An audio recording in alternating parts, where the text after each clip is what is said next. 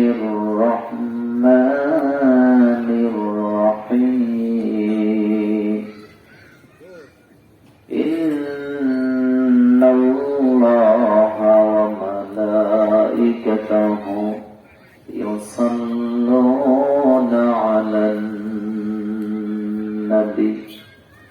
يا أيها الذين آمنوا صلوا عليه وسلموا تسليما شكر درود بهم اللهم صل على محمد وعلى آل محمد كما صليت على إبراهيم وعلى آل إبراهيم إنك حميد مجيد اللهم بارك على محمد وعلى آل محمد كما باركت على إبراهيم وعلى آل إبراهيم إنك حميد مجيد বিশাল আকাশের মালিককে আপনার কি একটু ঠান্ডা হয়ে গেছেন? আল্লাহ পাকের নাম আস্তে বলতে হয় না একটু জোরে বলতে হয়? তাহলে একটু মহব্বত করে বলেন তো, বিশাল আকাশটা কার? জমিনটা কার? জমিনে আইল আছে না নেই? আকাশে আইল আছে? জমিনের আইল গুলো বানাইছে কে?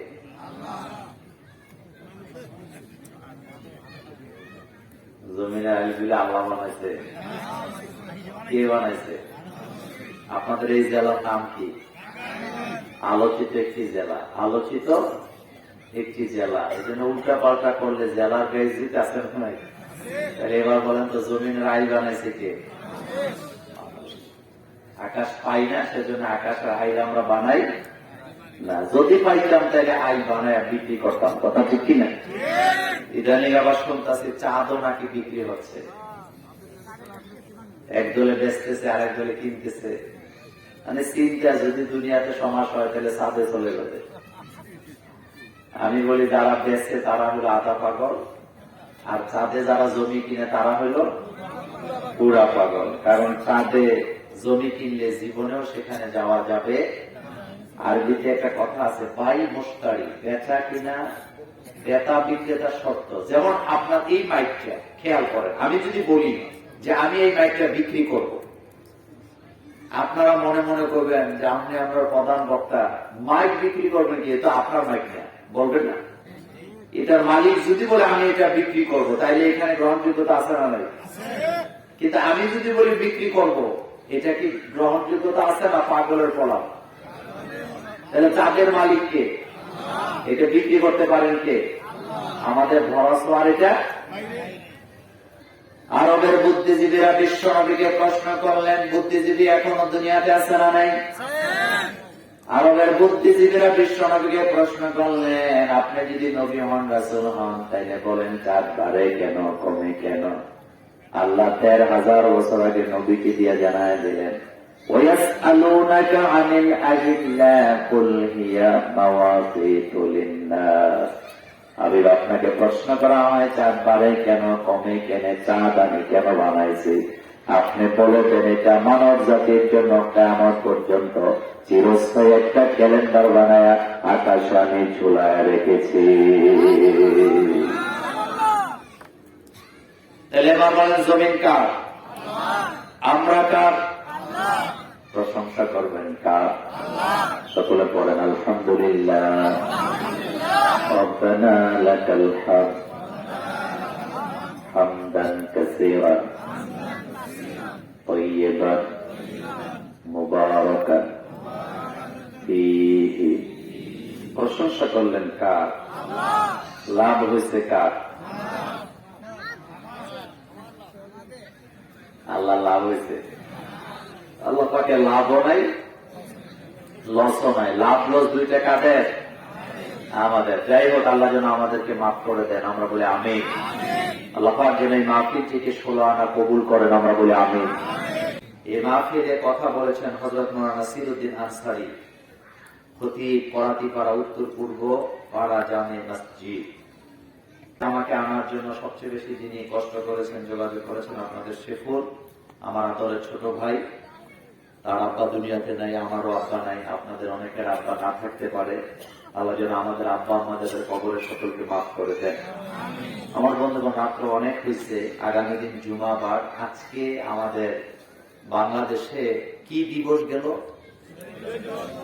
16 ডিসেম্বর কি দিবস?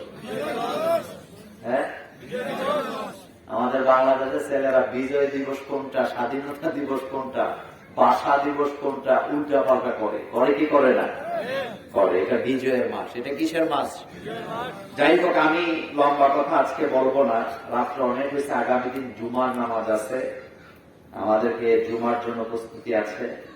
আমি আজকে 5টি পয়েন্টে কথা বলবো। কয়টা? কোন তাফসির মাহফিল না, যেহেতু ওয়াজ মাহফিল নাম দিচ্ছেন, আজকে তাফসির করব না। আজকে আমরা পয়েন্টগুলি জানবো, আমাদের গুরুত্বপূর্ণ কথাগুলি জেনে আমরা বাড়িতে চলে যাব। আমাদের কাছে কোনো এলেম নাই। আমরা এলেম পাই কার কাছ থেকে? লা ইলমা লানা ইল্লা মা আল্লামতানা। আমাদের কাছে কোনো জ্ঞানই নেই, আমরা জ্ঞান পাই কার কাছ থেকে?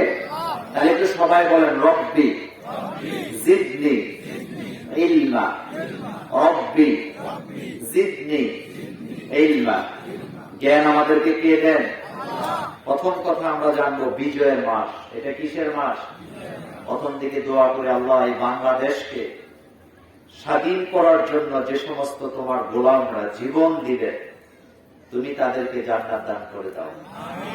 যারা দুনিয়াতে এখনো বেঁচে আছে, তুমি তাদের হায়াত দারাজ করো। আমার বন্ধুগণ, বিজয়ের আনন্দ আছে না নেই? কথা বলে না। 1 নাম্বার পয়েন্ট, বিজয়ের আনন্দ আছে আমার ভাইয়া। কিছুদিন আগে দেখলাম অস্ট্রেলিয়া টি-20 বিশ্বকাপ জিতছে। খেলা নিয়ে আমাদের কোন অ্যালার্জি নাই, কিন্তু একটা কথা মনে রাখবেন, অস্ট্রেলিয়ার ক্রিকেট দল তারা টি-20 ম্যাচ তারা নাকি জিতল। বিশ্বকাপ জিতার পরে তারা মাঠের ভিতরে আনন্দ করলেন, মদ ছিটায় ছিটায়। আবার নিজের রুমের ভিতরে যখন তারা গেলে, নিজেদের জুতার ভিতরে মদ চাইলা সেটা খাইছে। এইটা খেয়ে খেয়ে তারা আনন্দ করেছে। আমি বুঝাইতে গেলাম, যেই জিনিস, যেই জাতি, যেই কোনো আনন্দে নিজের পায়ের জুতার ভিতরে মদ ঢুকায়া পান করে, তাদের কাছে আদর্শ সভ্যতা থাকতে পারে না।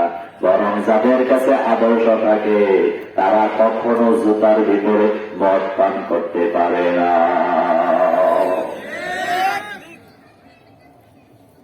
এই পৃথিবীতে সভ্য জাতি একটাই, তারা হলো মুহাম্মদ সাল্লাল্লাহু আলাইহি ওয়াসাল্লামের উম্মত। ঠিক কিনা? অনেক লোক আছে আমাদের দেশে, অনেক নেতা আছে এত দরদি। আমরা যখন ইসলাম ধর্মকে প্রমোট করি, তখন তারা অন্যান্য ধর্মকে সমান সমান ধর্ম বানায় দেয়। কিন্তু কিছুদিন আগে বিবিসি একটা রিপোর্ট করেছে, সারা পৃথিবীতে ৩,৫০০ ধর্মের লোক আছে, মুসলমানদের মতো একটাও নাই। কারণ ৩,৫০০ ধর্মীয় লোকেরা তারা তাদের ধর্মীয় গ্রন্থ মুখস্থ করতে পারে না। কিন্তু মুসলিম জাতি এমন জাতি, বর্তমানে মুসলমানদের মধ্যে হাফেজে কোরআনের সংখ্যা হল মাত্র ৩.৫ কোটি। আল্লাহু আকবার! কয় কোটি? পৃথিবীতে ৩,৫০০ ধর্ম আছে আমার ভাইয়েরা। কোন ধর্মের লোকেরা তাদের ধর্মগ্রন্থ মুখস্থ করতে পারে না। কত রকমের খাবার খায়, কিন্তু মুসলমানের সন্তানগুলা যারা হাফেজ হয়, আলুর ভর্তা পাতলা ডাল খাইয়া খাইয়া, ঠান্ডার মধ্যে ঘুমায়া, মাটির মধ্যে ঘুমায়া, অল্প দামের বিস্কিট খাইয়া খাইয়া 50 দিনে 30 পারা কোরআনের হাফেজ হয়। এমন হাজার হাজার হাফেজ আমার বাংলাদেশে আছে না? যেই জাতি মাত্র 30 পারা কোরআন আলুর ভর্তা ডাল খাইয়া 50 দিনে মুখস্থ করতে পারে, যেই জাতি 5 ওয়াক্ত নামাজের আযান দিয়া নামাজ আদায় করে জামাতে জামাতে। আমার বাংলাদেশে 7 লক্ষ মসজিদ আছে আমার ভাইয়েরা। এক একটা মসজিদে প্রতিদিন আযান হয় কয়বার? কথা বলতে হবে, কয়বার? তাহলে একটা মসজিদে যদি 5 বার আযান হয়, 7 লক্ষ মসজিদে আজান হয় প্রতিদিন 35 লক্ষ বার। আমি বোঝাইতে চাইলাম, যেই জাতি প্রতিদিন আমার শুধুমাত্র একটা দেশে 35 লক্ষ বার আজানের ধ্বনি দেয়, সেই জাতিকে হাজারো ষড়যন্ত্র করা যাবে, কিন্তু তাদের ধর্ম থেকে তাদেরকে বিচ্ছিন্ন করা যাবে না। অনেকে মুখে তেল দেয়, আমি বলি বেটা মুখে তেল দিয়ে লাভ নাই, কারণ আমরা তো সেই জাতি, আমাদের ঘরে ঘরে মুয়াজ্জিন আছে না নাই? আসতে বলেন কেন আছে না নাই? আমরা মুসলমান, আমরা আজান দিতে পারি না এমন লোক খুঁজে পাওয়া যাবে না। বরং গ্রামের মসজিদ গুলাকে আজান দেওয়ার জন্য লোকেরা লাইন দেওয়া থাকে। অনেক মসজিদে আজান নিয়ে মুরব্বীরা যত্ন করে, প্রতিযোগিতা লাগে, এমন হাজার হাজার মসজিদ আছে না না? অমুকে কয় আমি আজান দেব, অমুকে কয় আমি আজান দেব, এটা ভালো লক্ষণ আমার ভাইয়েরা। আমি বুঝাইতে চাইলাম, যেই জাতি 5 বেলা আল্লাহর নাম নিয়ে আজান দেয়, যেই জাতি মদ পান করতে পারে না, যেই জাতি নেশা করতে পারে না, সেই জাতির বিজয় উল্লাস মদ খায়া হতে পারে না। বরং তারা তাদের বিজয় উদযাপন কিভাবে করবেন সেটা আল্লাহর কোরআনে বলা আছে না?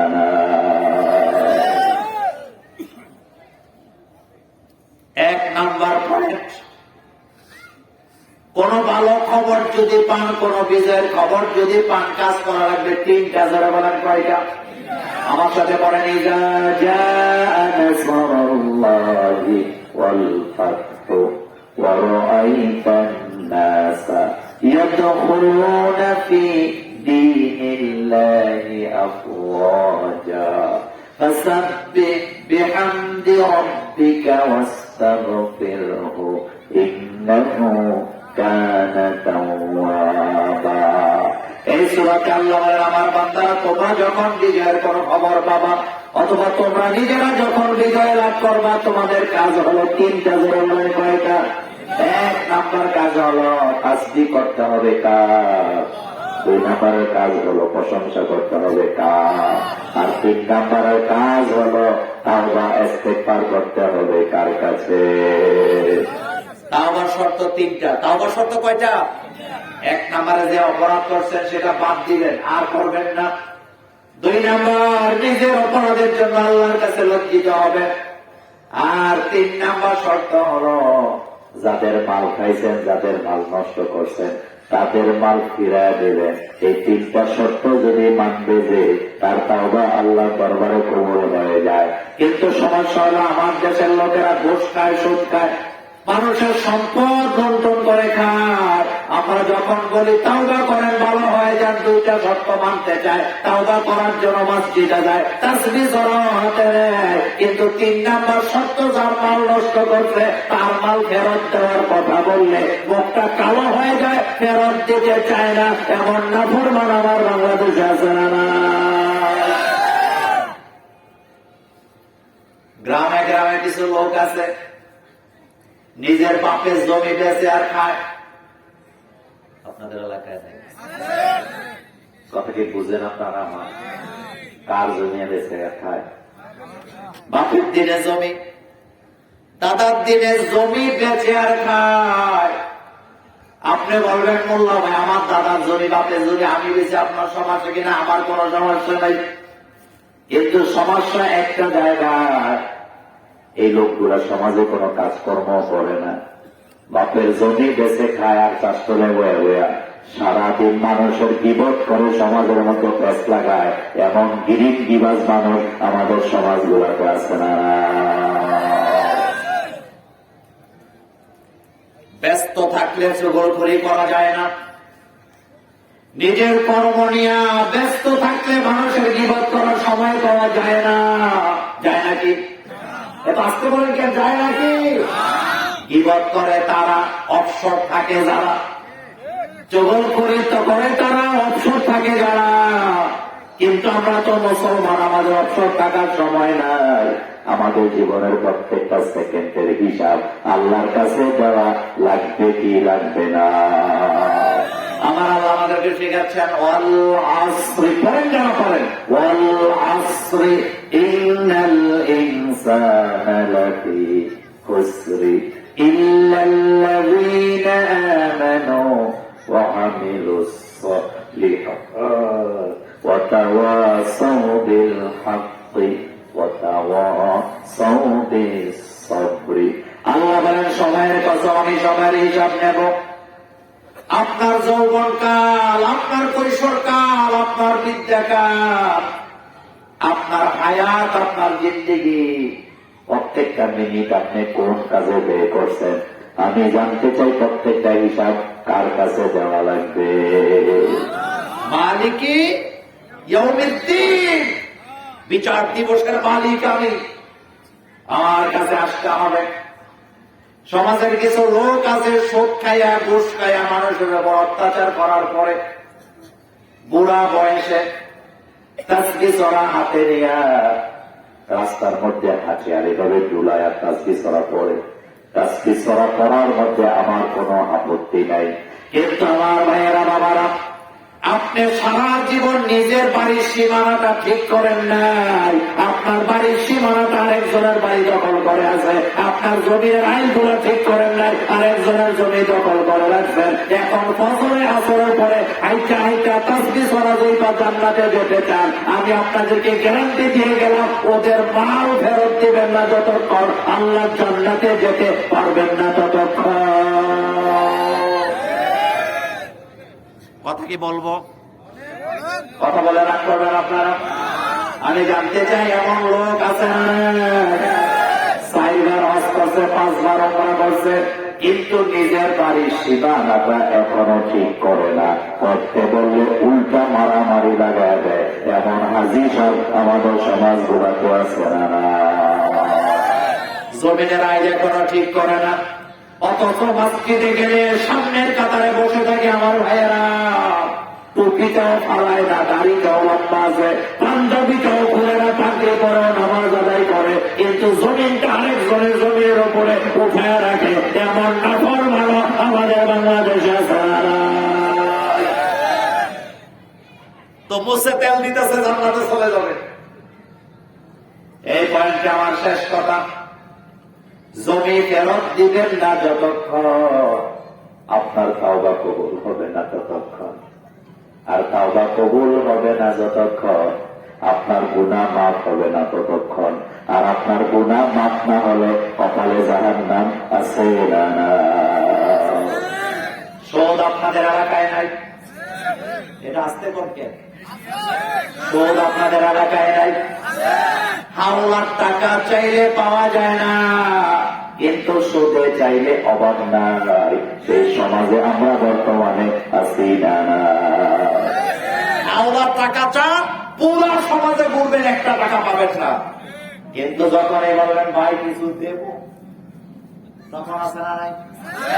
এবার জানতে চাই, সুদ হালাল না হারাম? আজকে গণকেন হালাল না হারাম? সুদের কয়টা গুনাহ? 70টা গুনাহ আমার ভাইয়েরা, 70টা গুনাহ বিশ্বনবী বলেছেন। সুদ যারা খায় তাদের 70টা গুনাহ। তার ভিতরে সবচেয়ে ছোট গুনাহ নিজের মায়ের সাথে জিনা করা। কত বড় মারাত্মক! আপনি কত সহজে কথাটা শুনতেছেন। নিজের মায়ের সাথে জিনা করা যে অপরাধ, সুদ খাওয়ার মধ্যে ছোট গুনাহটা সেটা। সাহাবায়ে কেরাম বললেন, হুজুর তাহলে বড় গুনাহ কোনটা? আল্লাহ কোরআন দিয়ে তার জবাব দিলেন, সবচেয়ে বড় গুনাহ হলো আল্লাহ রাসূলের বিরুদ্ধে অস্ত্র হাতে নিয়ে যুদ্ধ করা। আমি জানতে চাই, আল্লাহ রাসূলের বিরুদ্ধে সরাসরি যারা অস্ত্র নিয়ে যুদ্ধ করে, তাদের শরীরের ভিতরে আবু জহলের রক্ত আছে না? কত বড় মারাত্মক অপরাধ! আপনি একবার চিন্তা করছেন? সুদের টাকা দিয়ে বাড়ি বানাইছে। আমি মাঝে মধ্যে বলি, বাংলাদেশের মানুষ কত চালাক। হারাম টাকা দিয়ে হালাল ইবাদত করে জান্নাতে যেতে চায়। কথা কয় না? এরকম নাই? সুদের টাকা জমা দিয়া হজে যায়া জান্নাতে যেতে চায়, ঘোষের টাকা দিয়া মসজিদ বানায়া জান্নাতে ঘর বানাতে চায়।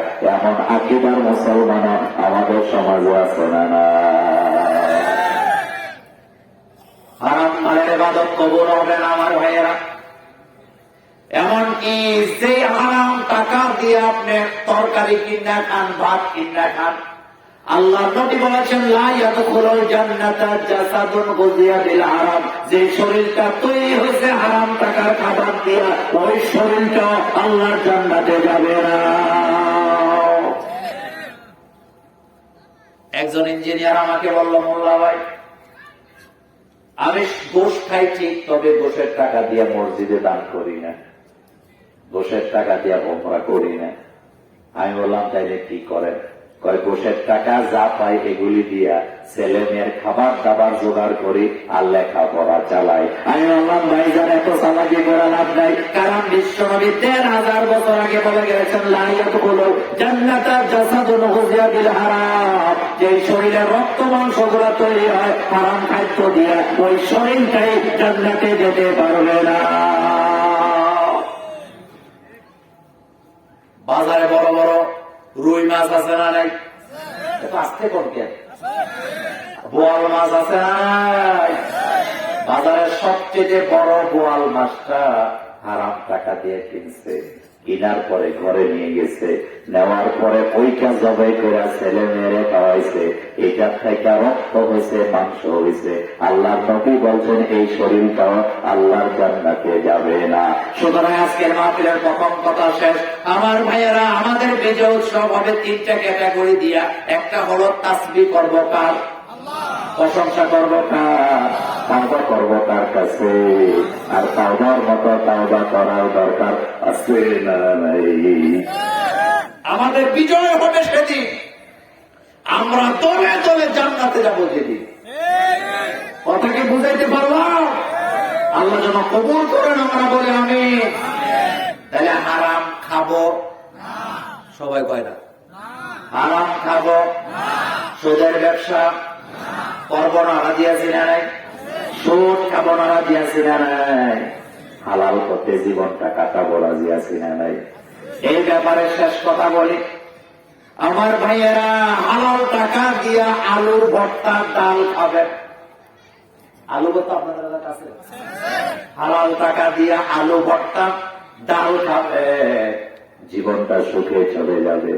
আর হারাম টাকার গোশত মাংস আপনাকে শান্তি দিতে পারবে না, বরং এই শরীর জান্নাতেও যেতে পারবে না। আজকের মাহফিল থেকে আমার বাবারা, বোনেরা, মায়েরা যারা শুনছ, আমার ভাইয়েরা যারা শুনছ, আজকের মাহফিল থেকে আমাদের একটাই প্রতিজ্ঞা হবে, হারাম কামাই করবো না, হারাম খাবো না।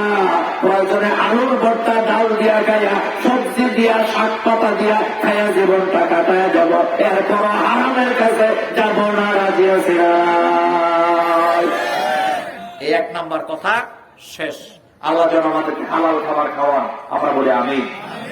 ২ নম্বরে মা বোনদের জন্য কথা, ৬ প্রকার নারী যেই সংসারে থাকে সেই সংসারে বরকত খুঁজে পাওয়া যায় না। আল্লাহর নবী বলেছেন ৬ প্রকার নারী জাহান্নামে যাবে। কয় প্রকার?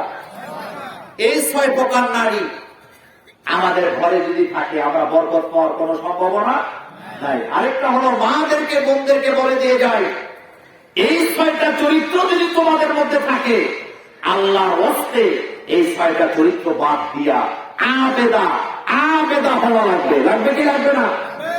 কয় প্রকার নারী জাহান্নামে যাবে বলেন? মনে থাকবে মুসলমান, কয় প্রকার? আমার মা বোনদের জন্য এই পয়েন্টটা গুরুত্বপূর্ণ। ৬ প্রকার নারী। ইমাম গাজ্জালি সেটা নিয়ে রিসার্চ করেছেন। আল্লাহর নবী সহিহ মুসলিমে বিভিন্ন হাদিসে বলেছেন ৬টা চরিত্রের নারী আল্লাহর জান্নাতে যেতে পারবে না। যদিও পুরুষের থেকে নারীরা জান্নাতে যাওয়ার রাস্তাটা নারীদের জন্য সহজ করেছেন কে? আমরা যারা পুরুষ, আমাদের জান্নাতে যাওয়ার বিষয়টাও নারীদের সাথে জড়ায় আছে। নবীজি বলেছেন 2টা অথবা 3টা কন্যা সন্তান যার আছে, ওই লোকটা, সে যদি তার ওই মেয়েটাকে ধরা দেয়, আদর দেয়, দিন শিখায়, পাত্রস্থ করে, আল্লাহ 3টা জান্নাত খোলা। যারা ভাই আছেন খেয়াল করেন, নবীজি বললেন, একই হাদিসের পরের হাদিসে নবীজি বললেন, কোন ভাই যদি তার 2টা বোনকে লালন পালন করে, কথা কি বুঝলেন আপনারা?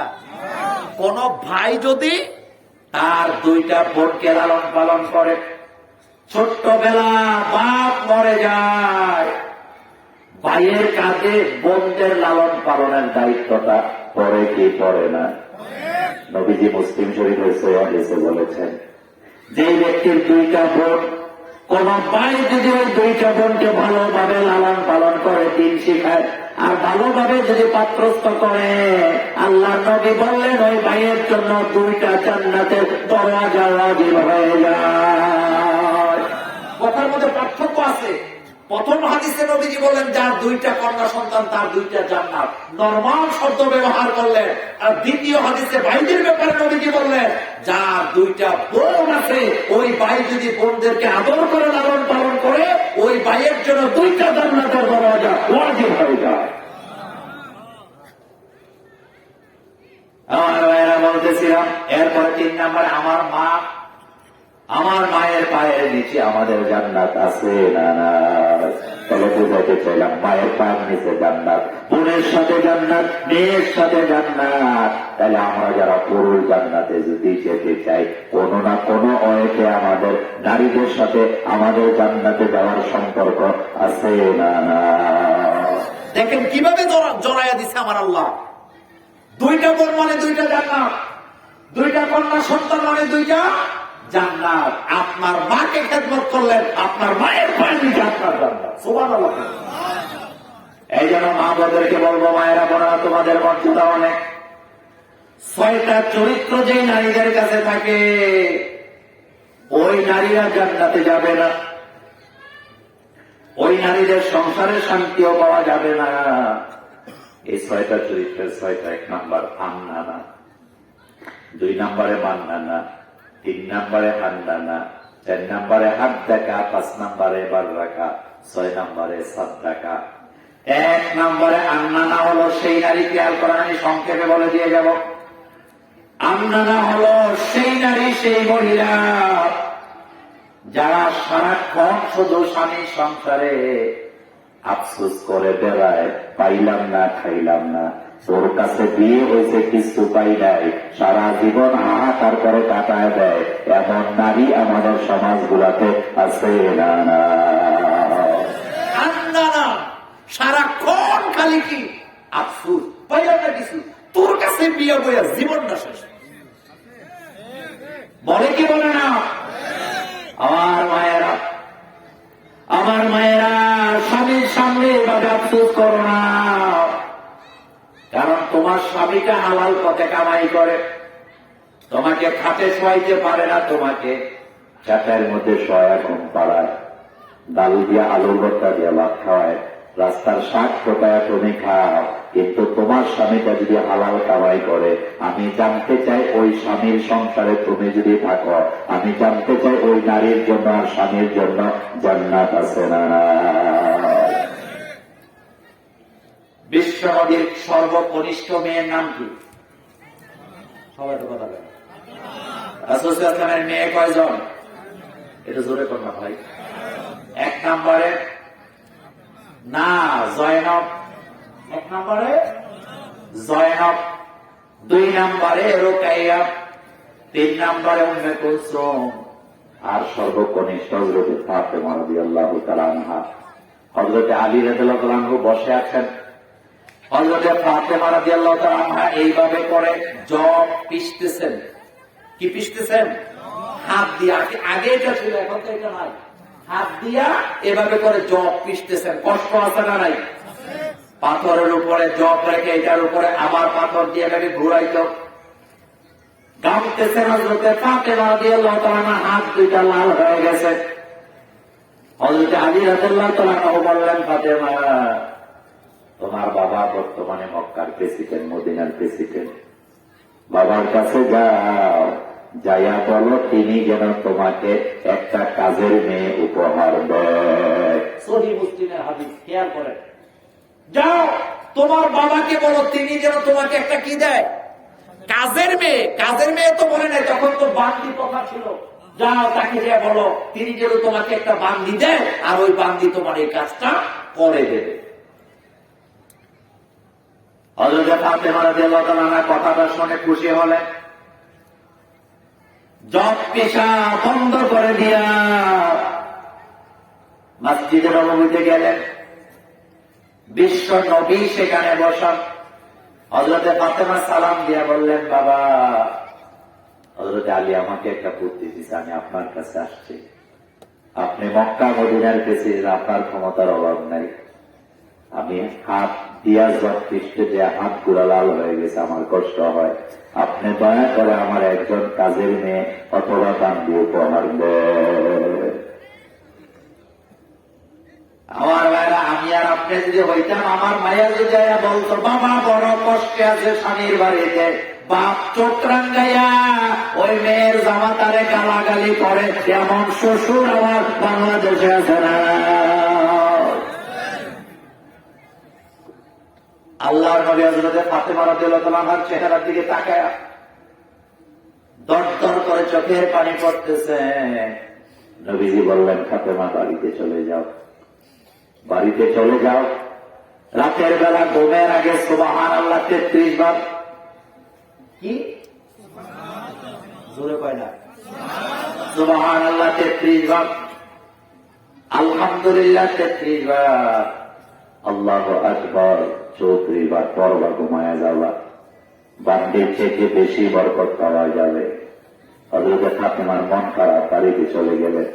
হযরত আলী বললেন, মন খারাপ কেন? বাবা কি তোমাকে বান্দি দেয় নাই? হযরত ফাতেমা বলেন, না বাবা, বান্দি দেয় নাই, বরং 3টা তাসবিহ শিখায়া দিয়েছে।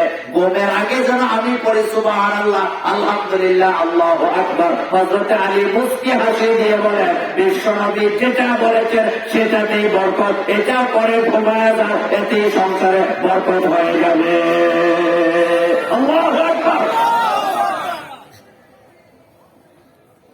আমার মায়েরা বোনেরা, যেই নারীর স্বামীর সংসারে হায় হুতাশ করে, ওই নারীটা জান্নাতে যেতে পারবে না।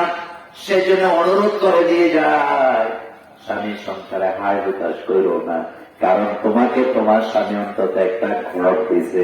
এমনও পরিবার আছে কোন ঘর নাই। সারা পৃথিবীতে আমার বন্ধুগণ বিভিন্ন বর্ডারে যুদ্ধের কারণে অথবা সামাজিক অপক্ষয়ের কারণে লক্ষ লক্ষ মানুষ পথে পথে দিন কাটায়, কোটি কোটি মানুষ দিন কাটায় রিফিউজি হিসাবে দুনিয়াতে বাস করে। এমন হাজার লক্ষ কোটি মানুষ আছে না। আরে আপনার তো একটা ঘর আছে, আপনার তো একটা বাড়ি আছে, আপনার তো একটা বিছানা আছে, আর কিচ্ছু না থাকুক অন্তত আপনার একটা ঠিকানা আছে। কিন্তু যুদ্ধ বিধ্বস্ত যারা যাইয়া দেখেন বিভিন্ন দেশের সীমানায় রিফিউজি আছে না নাই? রিফিউজি বুঝেন তো আপনারা? রিফিউজি বুঝেন তো আপনারা? আমাদের বাংলাদেশে রিফিউজি আছে না নাই? তারা রোহিঙ্গারা, একটা ঠিকানা নাই, একটা ভোট নাই, নাগরিকত্ব নাই। সিরিয়াতে যায় দেখেন, সিরিয়া আর সৌদি আরবের সীমানায় লক্ষ লক্ষ নারী পুরুষেরা ঘর নাই, বাড়ি নাই, খোলা আকাশের নিচে দিন কাটায়। আছে না নাই? সুতরাং মা বোনদেরকে কথাটা মনে করাই দিলাম, ও মায়েরা বোনেরা, স্বামীর খোটা দিও না, আফসোস করতে করতে জীবনটা শেষ করে দিও না, বরং আল্লাহ যা দিয়েছেন তাতে বলো আলহামদুলিল্লাহ। 2 নাম্বার, মান্নানা। কি বললাম শব্দটা? মান্নানা হলো ওই নারী, আমার ভাইয়েরা, যে নারী প্রায় তার স্বামীকে খোটা দেয়, তোর জন্য, তোর বাপের জন্য, তোর ভাইদের জন্য এই করছি। এমন নাই? এমন নাই? তোমার বাপের জন্য আমি কিনা করছি, তোমার মায়ের জন্য জীবন শেষ, তোমার বাপের মায়ের সংসারের জন্য আমার জীবন শেষ। এরকম বলে কি বলে না? কথা বলেন, বলে কিনা? আমার মা বোনেরা, এটা বলো না, এটা বইল না, এটা বড় মারাত্মক। কারণ তুমি যদি বলো তোমার স্বামীর সংসারের জন্য তুমি তোমার স্বামীর মা বাপের জন্য অনেক কিছু করছো, তাহলে আমি বলবো তোমার স্বামীর মা বাপের কারণে তোমার স্বামীর মতো একটা স্বামী তুমি পাইছে কিনা? আমি মাঝে মধ্যে আমার ওয়াইফকে দুষ্টামি করে বলি, আমার ছেলেকে আমি দুষ্টামি করে জিজ্ঞেস করে, আচ্ছা বলো তো, তোমার মা বেশি যোগ্য না আমার মা বেশি যোগ্য? আমার ছেলে তখন মুস্কি মুস্কি হাসে, হাইসা বলে, বাবা নিশ্চয়ই আপনার মা বেশি যোগ্য। আমি বললাম কেমনে বুঝলা? কয় বুঝলাম এই কারণে, কারণ আমার দাদির কারণে আপনার মতো একজন বাপ আমরা পাইছি। কথাটা কেন বললাম? কারণ আছে নাই? মায়েরা বোনেরা স্বামীরে ফোঁটা দেও যে তোমার জন্য, তোমার বাপের জন্য, মার জন্য কত কিছু করছি, অথচ ওই দুইটা মা বাপের জন্য তুমি তোমার স্বামীরে পাইছো না। তুমি স্বামী কই পাইতা? স্বামী পাইছো বলে তোমার বাইরে মোবাইল দেয়। অনেকে আছে না শালারে মোবাইল দেয়, কিন্তু বাইরের খবর নেই। আস্তে আস্তে কর আছে না? নিজের বোনদের জন্য এক বেলা খাবার জোটে না, স্বামীদের জন্য লক্ষ লক্ষ টাকা খরচ করে এমন দুলাভাই আমাদের টাঙ্গাইলের জমিনে না।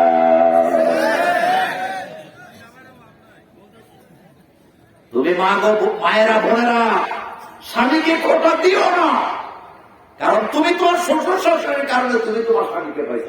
কথা ঠিক কিনা? আমার 3 নাম্বার হান্নানা। হান্নানা হলো ওই মেয়ে লোক যারা বিয়ের আগে প্রেম করছিল অথবা আরেকটা বিয়ে হয়েছিল, এখন যেই স্বামীর কাছে আছে তার কাছে আসার পরেও আগের প্রেমিকের কথা অথবা আগের স্বামীর কথা এখনো ভুলে নাই। ওই নারীরা আল্লাহর জান্নাতে যেতে পারবে না। এবার আসতে বুঝছেন? বাপ মায়ের বিয়ে দিয়েছে আরেক জায়গায়, 6 মাস সংসার কইরা আগে যার সাথে প্রেম করছে তার সাথে ভাগ্যা যায়, এমন নারী আমার বাংলাদেশে নাই।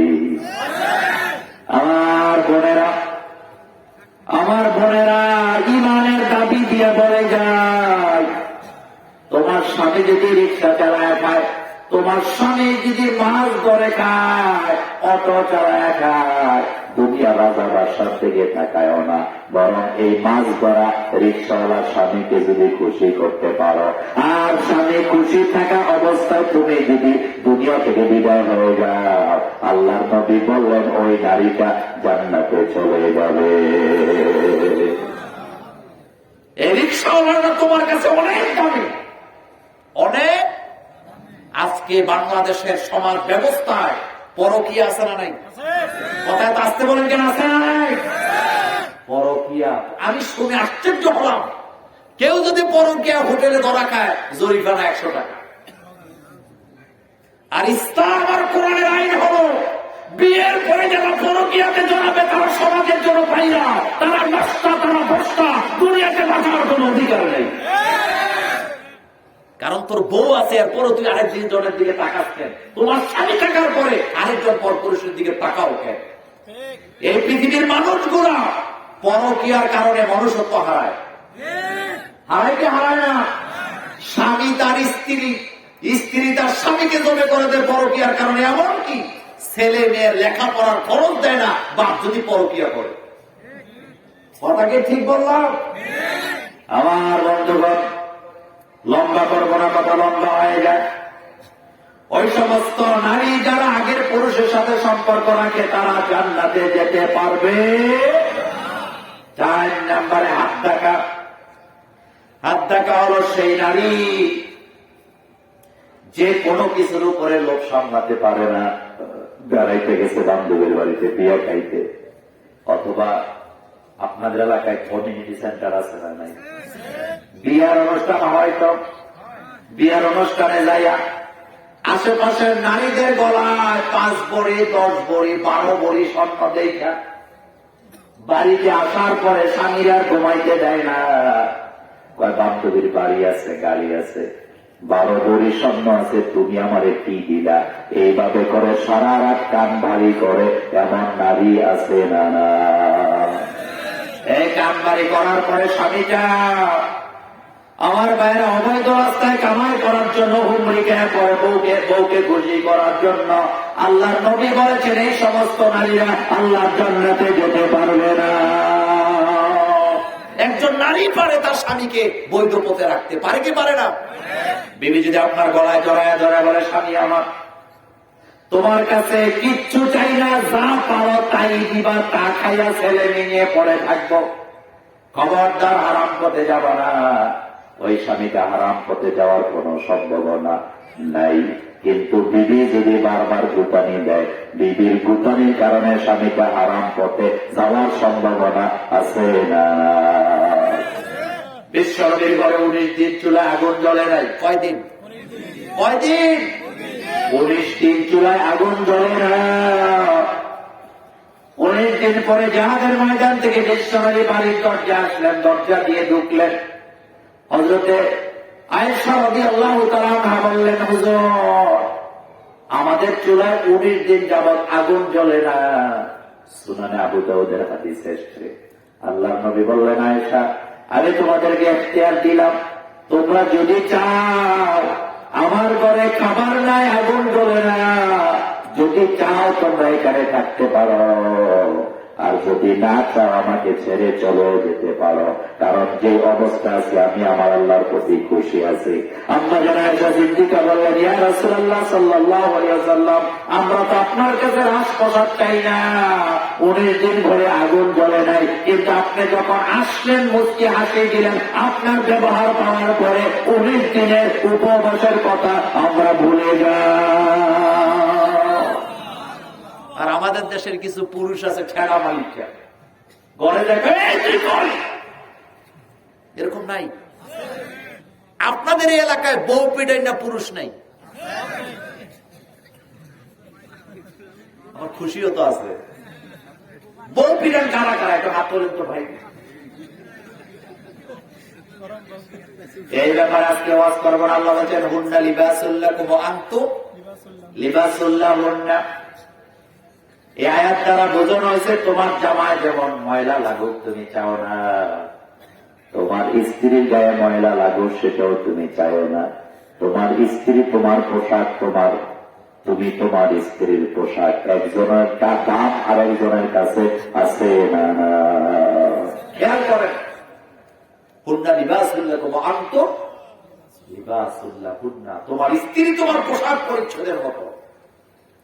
আর সমানে পিডায় এরকম আসতে না নাই? পিডাই না ওয়াজ আজকে করবো না, তবে মাদকদেরকে শিখাই দিয়ে যায়, তোমাদের স্বামীরা যদি তোমাদেরকে দিনের বেলা পিডায়, তোমরা রাতের বেলা চেষ্টা দিবা, যেমন করবো তেমন।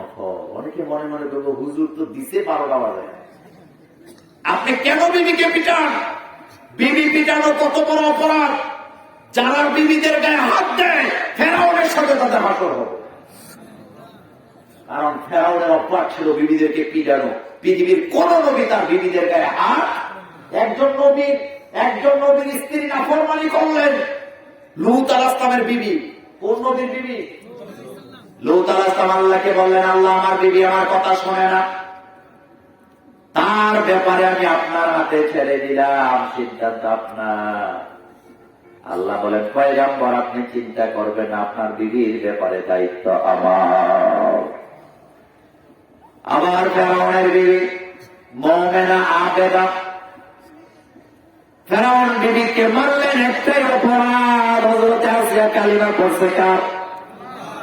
একাত্মবাদে বিশ্বাস করেন বলে ফেরাউন হযরত আসিয়াকে শহীদ করে দিলেন। যেদিন হযরত আসিয়া শহীদ হয়, আল্লাহ তার ফেরেশতাদেরকে বললেন, আমার আকাশ আর জান্নাতের দরজাগুলি খুলে দাও, আমার আসিয়ার রূপে উড়ে উড়ে যেন আমার জান্নাতে চলে যায়। বিবিদেরকে কেন মারেন আপনি জানেন? 3 বেলা রান্না করতে কষ্ট আছে না নাই? বিশ্বাস না হলে একদিন রান্না করে দেখেন না, টের পাইবেন কত দানে কত চাও।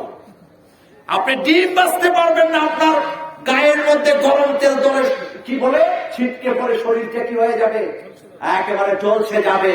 আপনি দেখেন না একদিন রান্না করে, যেই বিবি এই রকমের আগুনের পাশে বসে বসে, আগুনের ধারে বসে বসে 3 বেলা রান্না করে খাওয়া, বৃষ্টির দিনে আগুন জ্বলে না, ফু দিয়ে দিয়ে রান্না করে খাওয়া, এই বিবির গায়ে যারা হাত দেয় তারা ডাকাত, তারা ডাকাত, তারা ডাকাত। পৃথিবীর কোন নবী তার স্ত্রীদের গায়ে হাত দেন? আবার কয়েকদিন আগে দেখলাম পরকীয়ার ঠেলা, বউ তার স্বামীরে গেছান, কথা মনে আছে তো? এমন জায়গা কাটছে জীবনে আর পরকীয়ার নামও নিতে পারবে না। এটা কেন করছে? শুধুমাত্র সামাজিক অপক্ষয়। এর থেকে আমাদের উদ্ধার হওয়া দরকার আছে না নাই? ভালোবাসা আমাদের দিদির জন্য আমি সেদিকে গেলাম না, মায়েরা বোনেরা অনুরোধ করে যায়।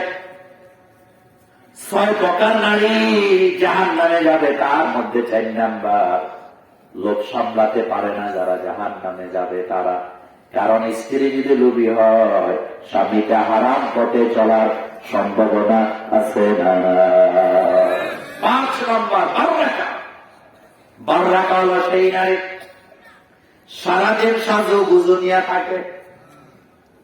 কি করে? কথা করে ছেলে মেয়ের খবর নাই, স্বামীর সংসারের খবর নাই। মা বোনেরা যারা সহ্য সাজু গুজু করার মধ্যে নিষেধাজ্ঞা নাই, তবে তোমার শ্বাসটা শুধুমাত্র দেখবে তোমার স্বামী, ওর পুরুষে যদি দেখে গুনাহ আছে না। তুমি তো দামি জিনিস। আপনারা ব্যাংকে টাকা নিয়ে যান না? বস্তুবাদী যারা, বস্তুবাদী যারা, সুবিধাবাদী তারা, আর সুবিধাবাদী যারা মাতাল তারা। ওই ব্যাপারে আজকে কথা বলি না, দু একটা কথা বলে যায়। আপনি 5 লক্ষ টাকা টাঙ্গাইলের ব্যাংকে জমা দিতে যাবেন। কোথায় যাবেন? টাঙ্গাইলের ব্যাংকে জমা দিতে যাবেন। 5 লক্ষ টাকার 5টা 1000 টাকার ভান্ডে, এক হাতে 3টা, এক হাতে 2টা। মোবাইল যেমন হাতে থাকে, আপনি এখান থেকে করাতিপাড়া থেকে যাবেন আপনি টাঙ্গাইলের ব্যাংকে টাকা জমা দিতে, সিএনজিতে বসবেন, এক হাতে 3টা বান্ডেল আর এক হাতে 2টা বান্ডেল নিয়ে খোলা মেলা বসে থাকেন। খোলা মেলা বসে থাকেন কি করেন? আরে জায়গা মতো ঢুকায়, আবার একটু পরে পরে টিপ দিয়ে চায়। আমার একবার একটা মোবাইল হারাইছিল, তো মোবাইল হারানোর পরে একজন পুলিশ আমারে বললেন যে অমুক জায়গায় একটা দোকান আছে, সে হইল এই সুরের সর্দার, তার কাছে যায় বললে দেখেন মোবাইলটা পাওয়া যায় না। সেখানে গেলাম, একেবারে আমার জীবনের বাস্তবতার কথা বলি। রেল লাইনের পাশে দোকান, তো যাওয়ার পরে আমার দেখে হাসি দিছে। এখন আমি বললাম, আচ্ছা ভাই, কথা প্রসঙ্গে বললাম, আচ্ছা কার কাছে টাকা আছে এটা বুঝেন কেমনি আপনারা? আসে দিয়া কয়, হুজুর বুঝার লাগে আমাদের কষ্ট করা লাগে না, কারণ যার পকেটে টাকা সে আমাদের একটু পরে পরে গ্রিন সিগন্যাল দিয়া টিপ দিয়ে দিয়া দেখা যায় আমার কাছে টাকা। রিক্সা দিয়া যাইতেছে 2টা 2 লাখ টাকার বান্ডে, রিক্সা বই আছে, এটা তো ধরার দরকার নাই, একটু পরে পরে ধরে চায় আসেনি। কথা বলে আপনাদের টাঙ্গাইলের লোকেরা এটা করে না। ওই চোর আমাকে বললেন যে মোল্লা ভাই, এটা দেখলেই বুঝি তার কাছে মাল আছে। আমি কথাটা বোঝাইতে চাইলাম, দুনিয়ার টাকা পকেটে নিয়ে একটু পরে পরে টিপ দিয়ে দেখেন টাকাটা আছে কিনা। আর আল্লাহর নবী বললেন, সারা পৃথিবীতে যত সম্পদ আছে শ্রেষ্ঠ সম্পদ নারীরা। এই নারীদেরকে আমাদেরকে আব্রু সহকারে, পর্দা সহকারে রাখার দরকার আছে না? যেই নারী আমার জান্নাত, যে বোনটা আমার জান্নাত, যে মেয়েটা আমার জান্নাত, যে মাটা আমার জান্নাত, এই দামি জান্নাতে যাওয়ার জন্য যে দামি জিনিস আমি পাইছি, এটাকে আমি পর্দা ছাড়া রাস্তায় ছেড়ে দিতে পারি না, পারি না, পারি না, পারি না। এটা আমার জান্নাতে যাওয়ার মাধ্যম, এটাকে আমি ছাড়তে পারি না, এটাকে আমি অবশ্যই এটাকে আমি হেফাজতে রাখবো। কথা ঠিক কিনা? মায়েরা বোনেরা যারা শুনছ আমার কথা, সাজসজ্জা স্বামীর সাথে করো যত পারো সাজ, নিষেধাজ্ঞা নাই, কিন্তু সাজ্জা করে পর পুরুষের সামনে যাওয়া যাবে না। আর আমাদের দেশে নতুন বিয়া করে পালসার গুন্ডা কিনলা, তার বউরে শাড়ি পরাইয়া পেছনে ঘন্টা ছাড়া বসাইয়া এমন জোরে পালসারে ঠেলা মারে, তাকে তোলে পড়া বউ শেষ, নিজেও শেষ। এমন ঘটনা আছে না? কিছু যুবক আছে বিয়ে করার পরে বন্ধুদেরকে দাওয়াত দেয়, কয় অমুক হোটেলে আয়, ফাস্টফুড খামো তোর বাবিরে লইয়া। এরকম টাঙ্গাইলে নাই? ফাস্টফুডের দোকানে যাইয়া বন্ধু বান্ধব নিয়া, নতুন বাপ্পায়ও দিয়া দেখো যা বউরে ঘুরা, এবারে ফাস্টফুডের দোকানে যাইয়া একেবারে গোল হইয়া বসে। বন্ধুরা বিয়ে করছে, আমাদের মধ্যে কোনো কি নাই, মাইন্ড নাই, আমাদের মধ্যে কোনো কিচ্ছু নাই, তো কি আছে? একটু পরে পরে একটা আরেকটা দেখছো কি তার বউর নাকটা কত সুন্দর, এরকম লুচ্চা লাফাঙ্গা আমার সমাজে আছে না নাই? কথাগুলি কষ্টের জ্বালায় বলি। এরপরে কয়েকদিন পরে বন্ধুর লগে বন্ধুর বউ বাইটা চলে যায়। এমন ঘটনা বাংলাদেশে একটাও ঘটে নাই, একটাও ঘটে নাই। আগে ঘরের পর্দা ঠিক করে নিও। নামাজ যেমন ফরজ, পর্দা কার কথা? আল্লাহ পাকের কথা। নামাজ যেমন ফরজ, পর্দাও তেমন ফরজ। সুতরাং সাজসজ্জা করতে নিষেধ নাই, কিন্তু কোথায় করবে? ঘরে ঘরে। কোথায়? 6 নম্বরে সাদকা।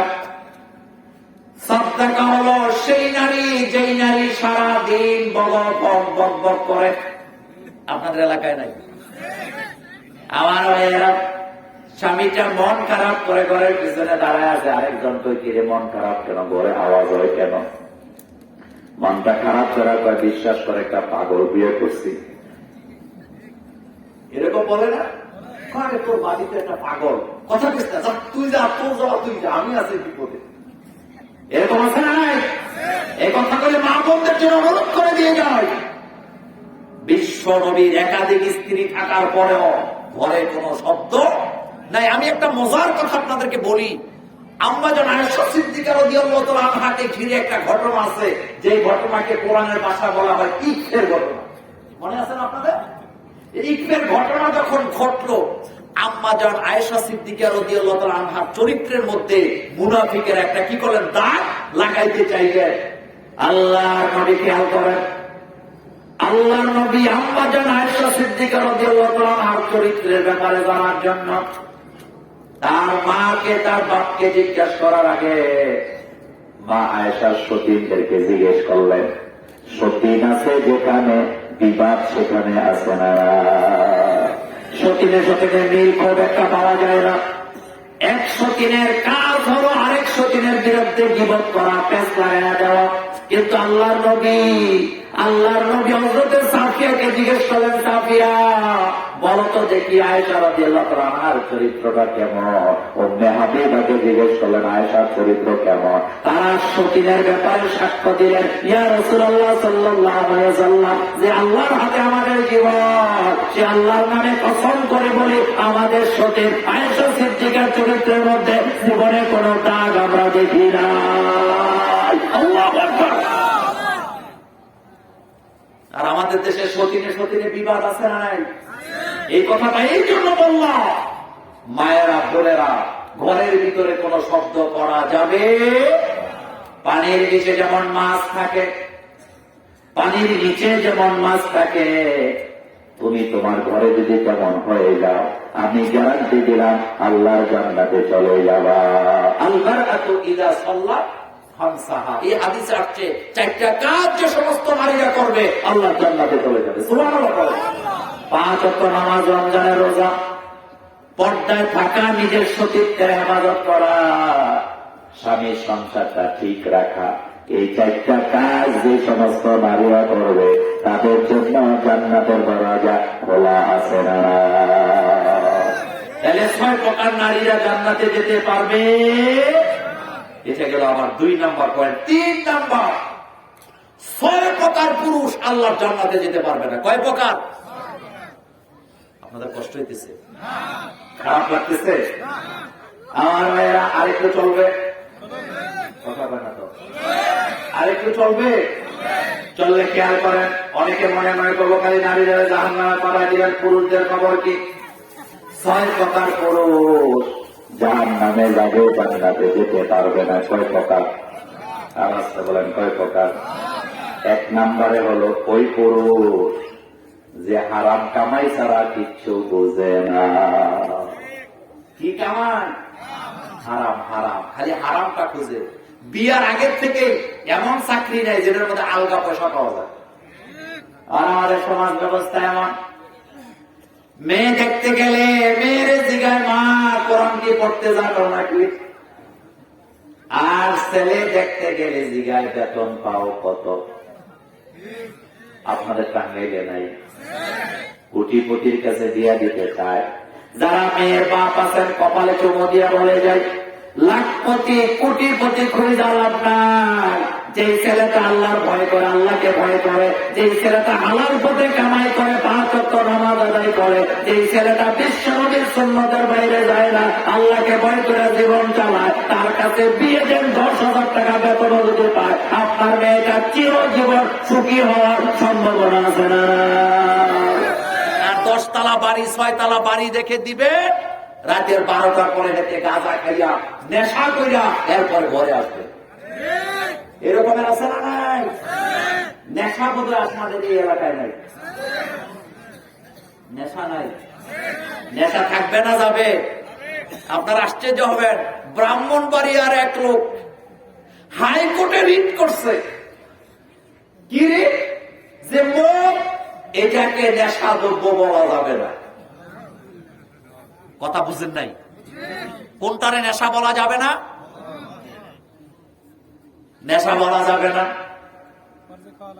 এটা পেশা লাগবে, মেহমানদেরকে খাওয়ানো লাগে, নিজেও মাঝে মধ্যে খায়। আমি বলি বেটা, তোমার যদি ইমান ঠিক থাকতো তাহলে এটা কোরআনের দিকে তাকাইতা।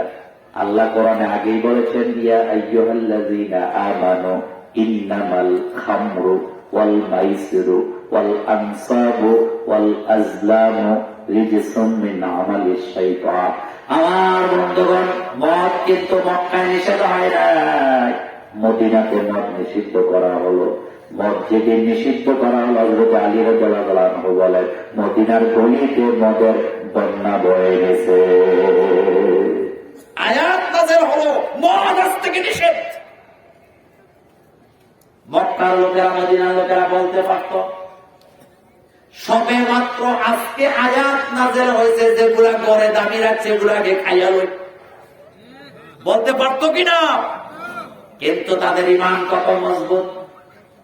আয়াত নাযিল হয়ে গেছে, 1 সেকেন্ড সময় নেয় নাই, বড় বড় মক্কা, মক্কা ছিলেন আপনারা, মক্কার ভিতরে অনেক দামি দামি মদ তারা রেখেছিল।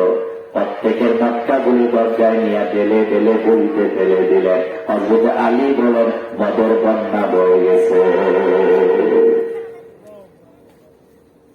ইসলামের হুকুম জানার সাথে সাথে মানতে হবে, এটার নাম ঈমান।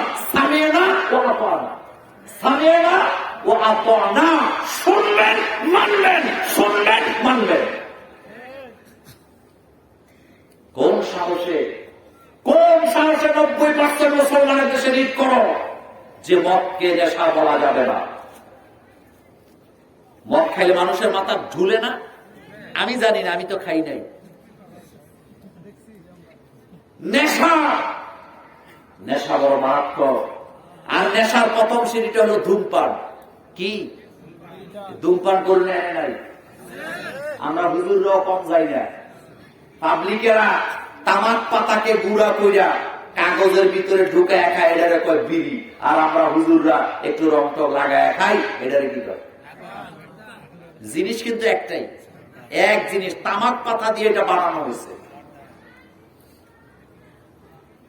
আমি মাঝে মধ্যে বলি, আরবি গ্রামার একটা কথা আছে, জরাবা ইয়াজরিবু জরবান কাহুয়া জরিবুন। জরাবার তো মাই, জরাবার ভিতরেও মাই আছে। ইয়াজরিবু একটা মাজি অতীতকাল, এটার ভিতরে যেমন মাইর আছে, ইয়াজরিবু এটা মোজারে, ওইটার ভিতরে আল্লাহ বলে মাইর আছে না নাই, মাত্রা কিন্তু এক। সুতরাং তামাক পাতাকে গুঁড়া করে কাগজ দিয়ে বইটা খাইলে এটাকে সিগারেট আর বিড়ি বলবেন, আপনি বলবেন এটা খাওয়া যাবে না। একই তামাক পাতার মধ্যে রং লাগাইয়া খাইলে এটাও জায়েজ হতে পারে না।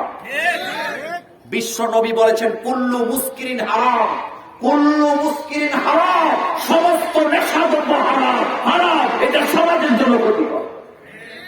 একটা পরিবারে যদি একটা নেশাখোর থাকে, পুরো পরিবার ধ্বংস। একটা সমাজে যদি 5টা নেশাখোর থাকে, পুরো সমাজ ধ্বংস হয়ে যায়। আমার ভাইয়েরা, রাগ করতেছেন আপনারা? এই নেশা বন্ধ হওয়ার দরকার আছে না? আমি বলতেছিলাম 6 প্রকার পুরুষ জাহান্নামে যাবে। কয় প্রকার? 1 নম্বরে আরাম কামায় যারা জাহান্নামে যাবে তারা। তাইলে স্বামীর মেয়ে যদি বিয়ে দিতে চায়, স্বামী যদি বিয়ে দিতে চায়, তাহলে হালাল পথে কামাই করে এমন ছেলে খোঁজার দরকার আছে না? কিন্তু খুঁজে না তো। বিয়ার আগে 10 লাখ 15 লাখ টাকা কাবিন চাপায় দেয়। আপনাদের এলাকায় নাই? কয় লাখ? ছেলে বলতেছে এত টাকা কোথেকে দেবো? কয় না, দিতে হবে। চেয়ারম্যান মেম্বাররা কয় কারণ কি এত টাকা? কয় না দিলে যদি আমার মেয়ের কষ্ট দেয় মামলা দিতে হবে না। তো নিয়তের মধ্যে আগেই কি গন্ডগোল। বুখারীর প্রথম হাদিসের মাঝখানের একটা অংশে আসছে ইন্নামাল আমালু বিন্নিয়াত, ইন্নামাল আমালু বিন্নিয়াত, নিয়তের উপরে কর্ম। এখন আগেই নিয়ত করছে জামাইয়ের বিরুদ্ধে মামলা দিব, তো কেমন শ্বশুর আর কেমন জামাই? পৃথিবীতে সবচেয়ে নিরাপদ জায়গা হলো শ্বশুর আর জামাই। নিরাপদ জায়গা কি? শ্বশুর এবং জামাই। বিশ্বনবীর 4 খলিফা। কয় খলিফা? 2 জন জামাতা, 2 জন শ্বশুর। হযরত আবু বকর ওমর তারা 2 জন বিশ্বনবীর শ্বশুর। হযরত ওসমান আলী বিশ্বনবীর জামাতা। এখানে নিরাপত্তা 100 আছে না? আহারে, হুজুরের কাছে নিয়ে দিবে না কেন? হুজুরের টাকা কম। আমি ওই ব্যাপারে আজকে ওয়াজ করে না, কিন্তু একটা কথা বলে দিয়ে যায়, বাংলাদেশে আপনি খবর নেন, আপনি জরিপ করেন, আলেম ওলামা মসজিদের ইমামরা তাদের বিবিদেরকে সবচেয়ে বেশি সুখে রাখে। আমার ভাইয়েরা একজন মসজিদের মুয়াজ্জিনের ঘরে যে সুখ বিরাজ করে, কোটি কোটি দরজায় সেই সুখ খুঁজে পাওয়া যায় না। ইসলামের কারণে। কিসের কারণ? আহারে, আর আমাদের দেশে ইমামদের বেতন দেয় না 6 মাস। এরকম আছে না? আপনাদের এলাকায় নাই? আপনাদের এলাকায় নাই? ওই ওয়াজ আজকে নয়, কিন্তু একটা কথা বলে দিয়ে যায়, যাদের ইমামের বেতন বাকি রাখছেন, মসজিদের টাকা যারা বাকি রাখছেন, এটা কি মাস? আজকে কয় তারিখ? আজকে কয় তারিখ? নতুন বছর আসার আগে 31শে ডিসেম্বরের মধ্যে আমরা মসজিদের সকল বকেয়া দিয়ে দিব। রাজি আছি না নাই? আর অনেক এলাকা আছে হুজুরে 6 মাস খাটাইয়া এরপরে টাকা তো দেয় না, খুঁজলে থাকলে থাকেন, না থাকলে চলে যায়। এরকম ডাকাই যাচ্ছে না নাই? আল্লাহ আমাদেরকে হেফাজত করুক। আমরা বলি আমিন। আমার বন্ধুগণ, কয় প্রকার পুরুষ জাহান্নামে যাবে? 1 নম্বরে যারা কি করে? হারাম কামাই করে। কি করে?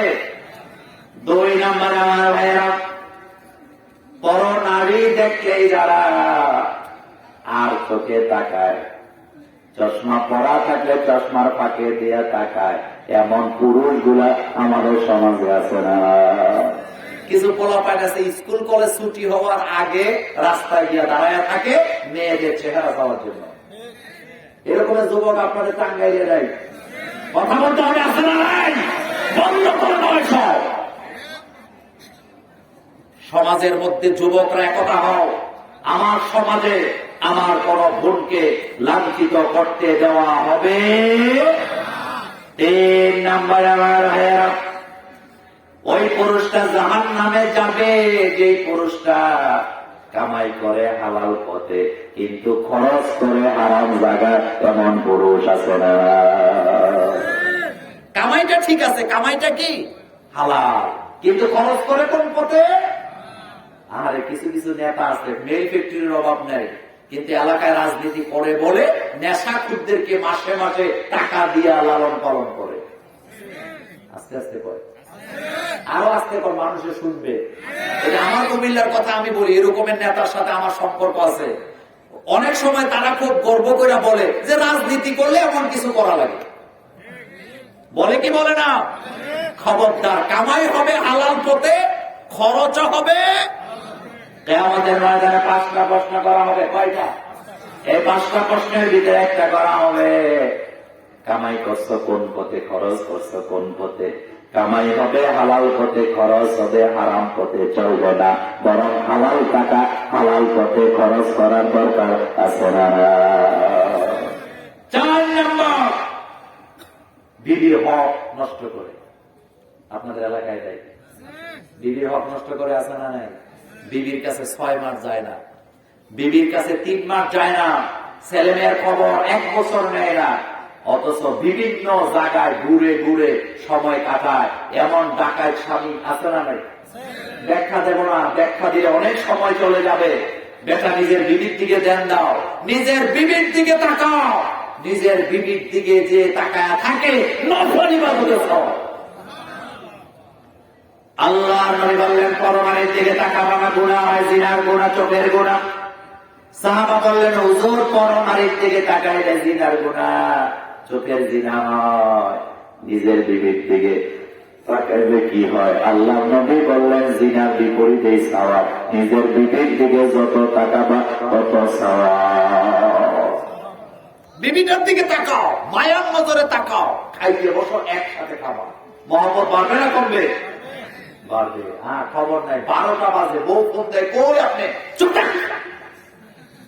এরকম আছে না? হে আড্ডা মারতেছে, ব্যস্ত আছি। এরকম স্বামী আপনাদের এলাকায় নাই? আবার কিছু আছে বিবিরে ফাঁকি দেয়, মোবাইলে হাতে পরকিয়া করে, ফোন আইলে মোবাইলে বাইরে চলে যা, কয় জরুরি ফোন আছে। রড গলায় তোর মুখের ভিতরে ঢুকায় দেওয়া দরকার। আমার বন্ধুগণ ব্যাখ্যা দেব না, কথাগুলি বলে দিয়ে যায় বিবির হক যারা নষ্ট করে। অনেক পুরুষ আছে সারা জীবনে একটা টাকা বিবির মহারণা আদায় করে না, ইচ্ছা করে, এমন স্বামীও আছে না? স্বামীর মোহ, যেই স্বামী মহারণা আদায় করে না, ওই স্বামীর ব্যাপারে নবীজি বলেছেন সে কিয়ামতের ময়দানে জিনা কাতারের কাতারে দাঁড়াবে। কত বড় মারাত্মক কথা! আর বিবিরে ফাঁকি দিয়ে এরকম আছে না নাই? যুবকদের জন্য বলে দিয়ে যায় তোমার সাধ্যের বাইরে তুমি মহারণা দিবা না। আর বাপদেরকে বলে দিয়ে যায় আল্লাহর হস্তে যুবকদের উপরে সাধ্যের বাইরে মহারণা চাপায় দিয়েন না। যে যুবকটা হালাল পথে কামাই করে সে আপনাকে 10 লাখ টাকা মহারণা দিতে পারবে না। যদি 50,000 হালাল পথে দেয় তার কাছে বিয়ে দেন, আপনার মেয়েটা জান্নাতে পরিবেশে থাকবে ইনশাআল্লাহ। কথা কি ঠিক বললাম? এরপরে আমার বন্ধুগণ 5 নম্বরে যেই সমস্ত পুরুষেরা ফরজ ইবাদত ছেড়ে দেয়, ফরজ মানে না, এমন পুরুষ আমাদের সমাজে আছে না? নামাজ কয়েক তো কথা কয় না, জুমার নামাজ মিস নাই, এটা পড়ে, কিন্তু 5 ওয়াক্ত নামাজের কাছেও অথবা 2 ওয়াক্ত পড়ে, 3 ওয়াক্ত পড়ে। আমার বন্ধুগণ ব্যাখ্যা দেব না, ফরজ ইবাদত যারা ত্যাগ করে তারা জাহান্নামে যাবে। 6 নাম্বার, সমাজে যারা অত্যাচার করে ওই অত্যাচারী গুলা জাহান্নামে যাবে। এটা কার কথা? 2টা অপরাধের শাস্তি, 2টা অপরাধের শাস্তি আল্লাহ দুনিয়াতে না দিয়া আপনাকে আমাকে মৃত্যু দিবে না। সহিহ মুসলিমের হাদিস, আল্লাহর নবী বললেন 2টা অপরাধ। আমার কোন কোন হাদিসে 3টাও আসছে, এখানে 2টার কথা বলি। নবীজি বলেন 2টা অপরাধের শাস্তি আল্লাহ ফেরত না দিয়ে মৃত্যু দেয় না। 1 নাম্বার, ক্ষমতা পাওয়ার পরে জনগণের উপরে যারা কি করে অত্যাচার করে, শাস্তি না দিয়ে আল্লাহ মৃত্যু দিবেন না। আর 2 নাম্বার হচ্ছে যে ব্যক্তি তার আত্মীয় স্বজনকে কষ্ট দেয় এবং মা বাপের নাফরমানি করে, ওই অপরাধের শাস্তি দুনিয়াতে না দিয়া আল্লাহ মৃত্যু দিবে না। আপনার ক্ষমতা আছে, লাঠির জোর আছে, আপনার বংশটা অনেক বড়, আপনার লাঠিয়ার বাহিনী আছে, এই জন্য সমাজের লোকদের উপর অত্যাচার করছেন, আপনি ক্ষমতার বলে করতেছেন, এই শাস্তি পাবেন না যতক্ষণ আপনার মৃত্যু হবে না ততক্ষণ। এই ওয়াদাকার, এই ওয়াদাকার বড় মারাত্মক। আপনি যদি কারো উপর অত্যাচার করে থাকেন ক্ষমতার কারণে, বিশ্বাস করেন এই শাস্তি আল্লাহ না দিয়া আপনাকে মৃত্যু দিবে না। আমার বন্ধুগণ সর্বশেষ শেষ কথাটা 2 মিনিটে বলে দিয়া আমরা মনোযোগ করবো ইনশাআল্লাহ। শেষ কথাটা হলো মা বাপের প্রতি প্রত্যেকটা ছেলে মেয়ের দায়িত্ব আছে না নাই? আমাদের দেশে একটা ভুল ধারণা আছে, সেটা কি মনে করে শুধু ছেলেরাই মা বাপের খেদমত করবে কিন্তু মেয়েরা করবে না। এরকম আছে না নাই? আমার বন্ধুগণ প্রত্যেক ছেলে মেয়ের উপরে মা বাপের খেদমত করা ফরজ। আমাদের সমাজটা উল্টা চলে। বাপের বাড়ি যখন ভাগ হয়, বাপের সম্পদ যখন ভাগ করা হয়, ঘরগুলা ছেলেরা নিয়ে যায়, ভালো বাড়িটা ভাগ করে ছেলেরা নিয়ে যায়, ভালো ভালো জমিন গুলা ছেলেরা নিয়ে যায়, আর মেয়েদের জন্য বিলের মাঝখানে 2 শতক রাইখা দেয়। এমন বাপ আর এমন পরিবার আমাদের সমাজে আছে না? এমন কথাটা আসতে কইলেন কেন? আছে না নাই? মেয়েদের জন্য ওই বিল বুঝেন তো আপনারা, বিলকে আপনারা কি বলেন? হ্যাঁ, বিলের মাঝখানে 200। অথচ আলে বড়রা আমার পেছনে বসে আছেন, বাবার ঘরে, বাবার বাড়িতে, বাবার টোটাল সম্পত্তিতে মেয়েদের হক আছে না নাই? কত পার্সেন্ট? 50%। কত পার্সেন্ট? একজন ভাই পাবে যদ্দুর, 2 জন বোন পাবে তদ্দুর। এখন বাড়ি যদি হয় 3 শতক, বাড়ি যদি হয় 3 শতক আমার ভাইয়েরা, তাহলে 1 ভাই আর 2টা বোন যদি হয়, প্রথমে বাড়িটা ভাগ করতে হবে 2 ভাগ। জোরে বলেন কয় ভাগ? এই 2 ভাগের মধ্যে 1.5% ভাই পাবে, আর বাকিটা বোনদেরকে দেওয়া লাগে কি লাগে না? 3। আপনি খেয়াল করেন, 1 ভাই পাবে, ভাই যদি পায় 1 লাখ, বোন পাবে 50,000। তাহলে 1 ভাই যদি পায় 1 লাখ, 2টা বোন যদি থাকে, ওই 2 বোন পাবে আবার 1 লাখ। 50-50 করে কত? 1 লাখ। কিন্তু এটা দেয় না। এরকম আছে না? কথা বলা আছে না নাই? হাকিমুল উম্মাহ আশরাফ আলী থানভী রাহিমাহুল্লাহ তিনি বলেছেন, বোনদের সম্পদটা, বোনেরা যদি মায়ের চুলা বুঝেন তো, আপনাদের এখানে চুলা আছে না, মাটির চুলা? বোনেরা যদি বাবার তৈরি করা মাটির চুলার 1 অংশ দাবি করে, সেটাও বোনদেরকে দিতে হবে। আর প্রত্যেক ছেলে মেয়ের জন্য কোরআনের আইন হলো ক্বাদা রাব্বুকা আল্লা তা'বুদু ইল্লা ইয়্যাহু বিল ওয়ালিদাইনি ইহসানা। তোমাদের প্রতি আল্লাহর আইন করা হয়েছে, তোমাদের জন্য আইন করা হয়েছে আল্লাহর গোলামি করার পরে তোমাদের দায়িত্ব হলো মা এবং বাবার প্রতি ইহসান করো। ইহসানের মানে হলো তাদের যাবতীয় যত প্রয়োজন আছে ছেলে মেয়েরা মিটাইতে হবে। কারা মিটাবে? ইম্মা ইয়াবলুগান্না ইনদাকাল কিবারা আহাদুহুমা আও কিলাহুমা ফালা তাকুল লাহুমা উফফিন ওয়া লা তানহারহুমা ওয়া কুল লাহুমা কাওলান কারীমা। আল্লাহ বলেন, বুড়া বয়সে তোমার কাছে তোমার মা, তোমার বাপ অথবা 2 জনের একজন যদি থেকে যায়, তোমার দায়িত্ব হলো তাদের সকল চাহিদা পূরণ করে দাও। মাটা বাপটা যদি বিছানায় পেশাব পায়খানা করে দেয়, আপনি ছেলে, আপনি মেয়ে, আপনার দায়িত্ব হলো তাদের পেশাব পায়খানা পরিষ্কার করে দিবেন।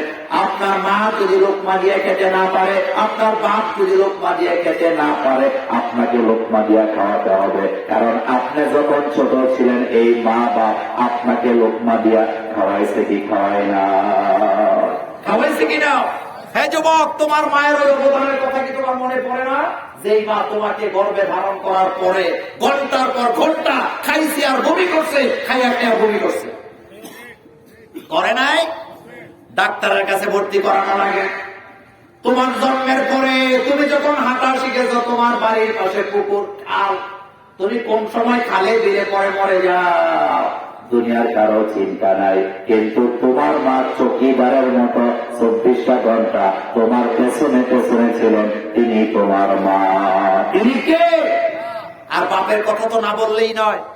নতুন জামা পরে না বাপ, ছেলেটা ফর্ম ফিল আপ করতে হবে, ছেলের রেজিস্ট্রেশন করতে হবে, ছেলেটা মাদ্রাসায় পড়ে, ভার্সিটিতে পড়ে, বাপ তার জুতার ফিতাটা ছিঁড়ে গেছে, ওই ফিতার মধ্যে তার লাগায় গুণা। আপনারা কি বলেন?